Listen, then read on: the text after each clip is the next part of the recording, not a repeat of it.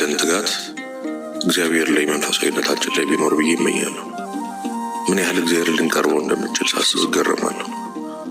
ለሰዎች የምናሳየው፣ ለስራችን፣ ለቤተሰቦቻችን፣ ለምንወዳቸው ሰዎች የምናደርገው ነገር ሁሉ በምናደርገው በምንለፋው እንደው ትንሽ 1% እንኳን ወደ እግዚአብሔር ለመቅረብ፣ እሱን ለመውደድ፣ እሱን ለመናፈቅ ትንሽ ብንሞክር ህይወታችን እንዴት ሊስተካከል እንደሚችል ሳስብ እገረማለሁ።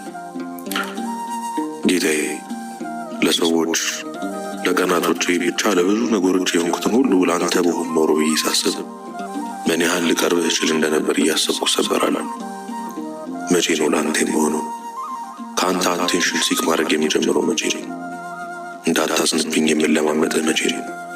ድንግጥ የምለው የሚደብረኝ አንተ እንደሌለህኝ እያሰብኩ የምተክዘው መቼ ነው? አንተን በማጣት ውስጥ ራሴን ያጣሁት። ይህንን በሉት፣ እንደ ሰው ናፍቀኸኛል በሉት። ጸልዩ፣ እንደወድህ ከአንተ ውጪ ሌላ ነገር እንዳለ ይርዳኝ በሉት። በዚህ ጾም ንስሐ እንድገባ ስጋና ደምህን እንድቀበል ከሁሉ በላይ የምታሳርፍ አንተን እንዳገኝ ይርዳኝ በሉት። እመኑኝ፣ እግዚአብሔርን እንደ ማግኘት ያለ ትልቅ ስኬት የለም። እግዚአብሔርን ማግኘት ከሁሉ ነገር ይበልጣል።